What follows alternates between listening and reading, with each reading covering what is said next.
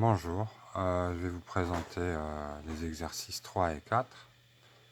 Donc le 3, c'est pour voir le lien entre l'exponentielle et le logarithme, c'est important.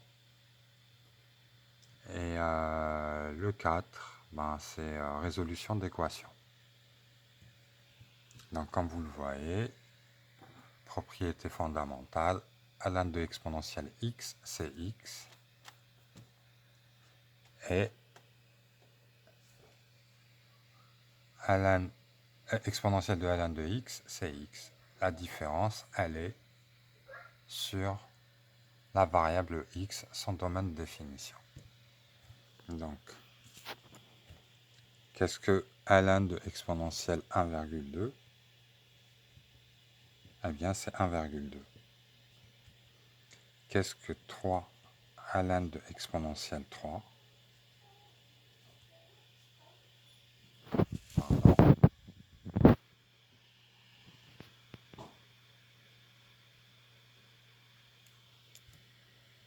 Eh bien, ln de exponentielle 3, ça donne 3, donc ça donne 3 fois 3, qui donne 9.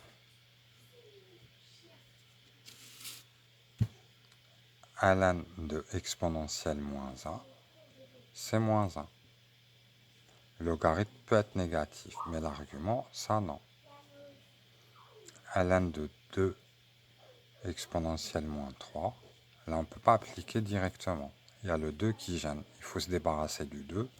Donc on va écrire ln de 2 plus ln de exponentielle moins 3.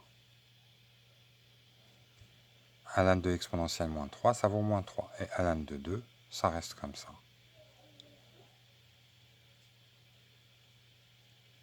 Ln de 2 moins 3.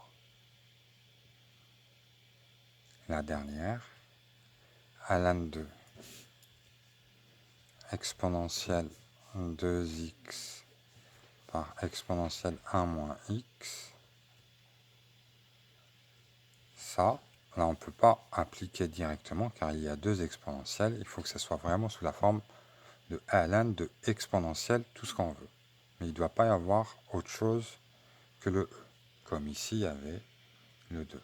Donc là, on peut appliquer le même principe qu'ici. Ou bien ici, on peut appliquer aussi la propriété de l'exponentielle qui va donner exponentielle 2x plus 1 moins x.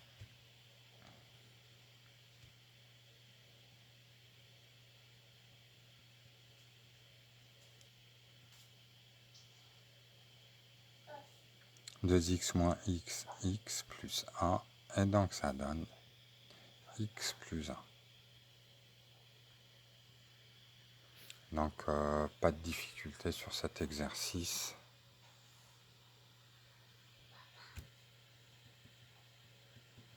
On passe au 4.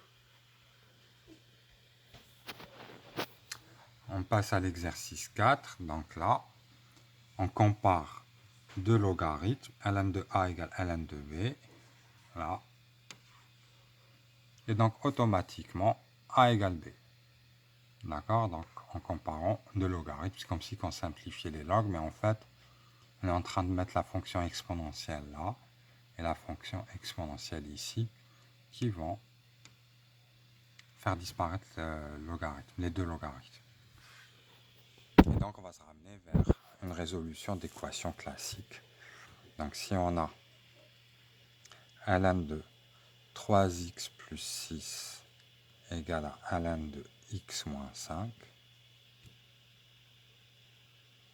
eh bien ça équivaut à ce que 3x plus 6 soit égal à x moins 5, 3x plus 6 soit strictement positif, et x moins 5 soit strictement positif. Si on veut appliquer l'équivalence, voilà ce qu'il faut écrire. D'accord? Si on ne veut pas appliquer l'équivalence, je vais le montrer dans la prochaine. Comme ça, on n'aura pas à se trimballer tout ça. Car ici, je reviens, il y a équivalence pour A et B strictement positif. Ici, x est une inconnue, on ne sait pas si ce nombre est positif ou non. Si x vaut moins 5, ce n'est pas positif ça. Ça non plus. D'accord? Et le x, on va le déduire d'ici. Ok? Donc là, ça se résout facilement. Ça donne que x doit être supérieur à 5. Et ici, x supérieur à moins 6 sur 3, moins 2. Qui donne x supérieur à 5. Donc on doit voir ça, et ça, et ça. Donc x supérieur à moins 2 et x supérieur à 5, voilà ce que ça donne. Donc la solution qu'on trouve ici doit être supérieure à 5. On résout ici, donc 3x, donc le plus 6 passe de l'autre côté, et le x passe d'ici, donc moins x égale à 6 plus 5, ça donne 11, et x supérieur à 5, donc 2x égale à 11, et x supérieur à 5, et là ça va donner 11 demi,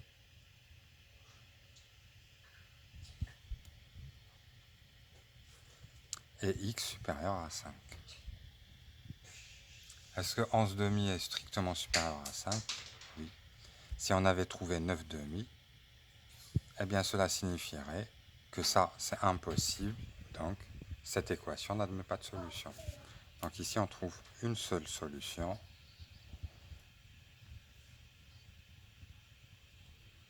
x égale à 11 demi.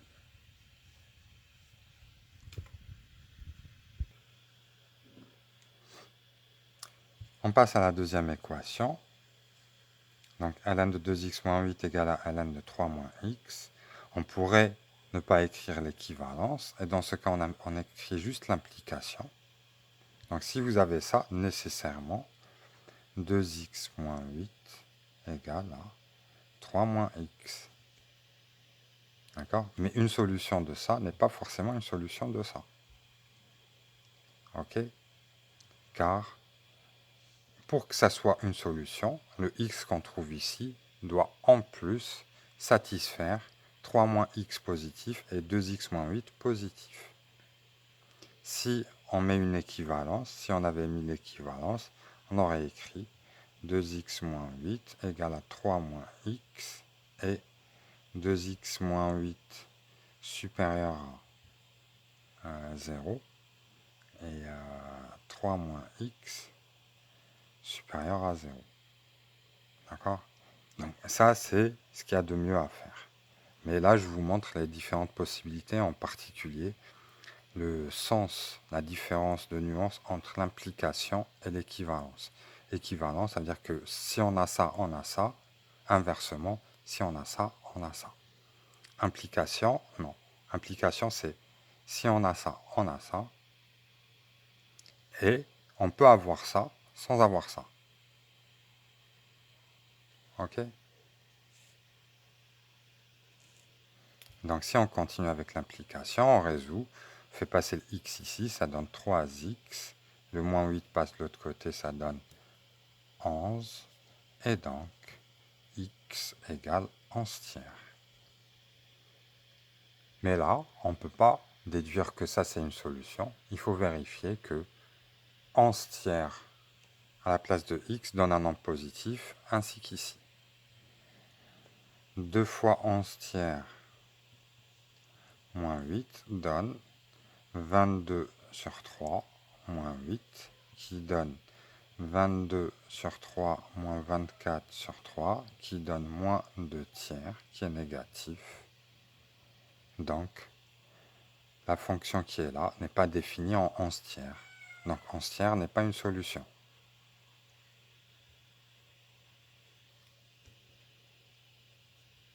Donc, x égale à 11 tiers n'est pas une solution.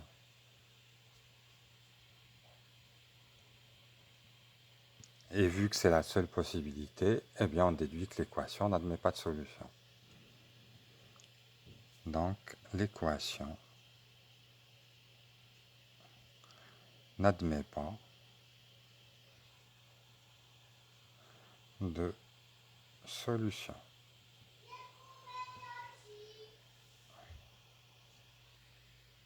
Ok, donc là je vous ai montré les deux approches pour nuancer entre équivalence et implication. Il vaut mieux manipuler ça, c'est plus rigoureux et ça nous évite les ennuis et les oublis, pardon. Maintenant on passe à la suivante. ln de x carré moins 4, x carré moins 4 égale à ln de 3x. Donc, ça équivaut à ce que x au carré moins 4 soit égal à 3x, x au carré moins 4 positif, 3x positif. La première, ça nous donne une équation du second degré, x carré moins 3x moins 4 égale à 0. Là, on résout, ça va nous donner x supérieur à 2 ou inférieur à moins 2.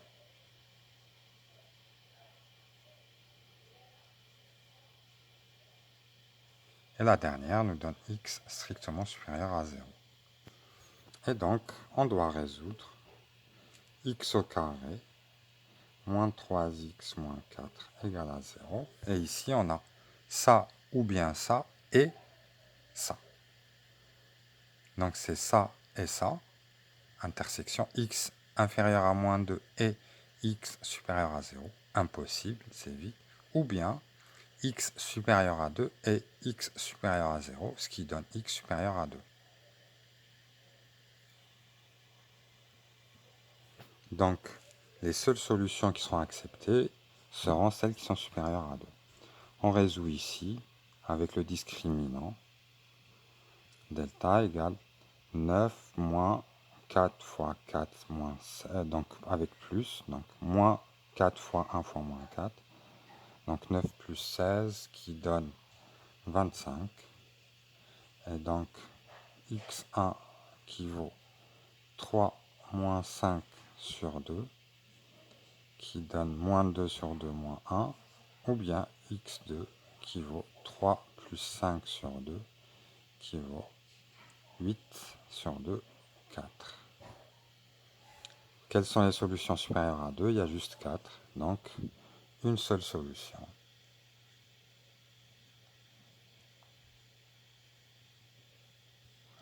X égale à 4.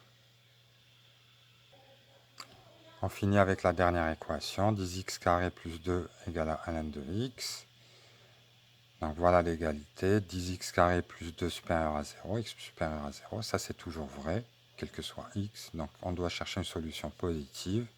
On ramène le x à gauche, qui va donner 10x carré moins x plus 2 égale à 0 et x positif. On calcule delta ici.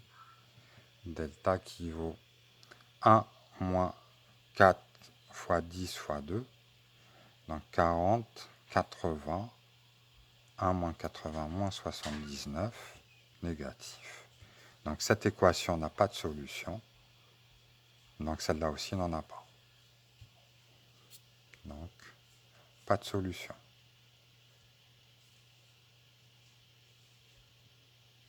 On va voir cette équation graphiquement, comment voir qu'il n'y a pas de solution graphiquement sur la calculatrice. Voilà, j'ai mis les deux fonctions. Donc ln de 10x carré plus 2 et l'autre ln de x. Maintenant j'appuie sur trace pour voir les courbes.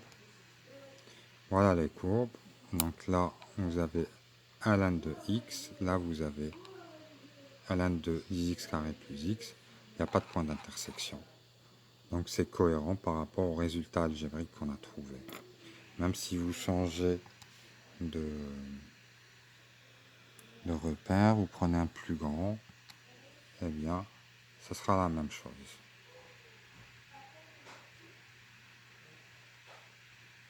Voilà.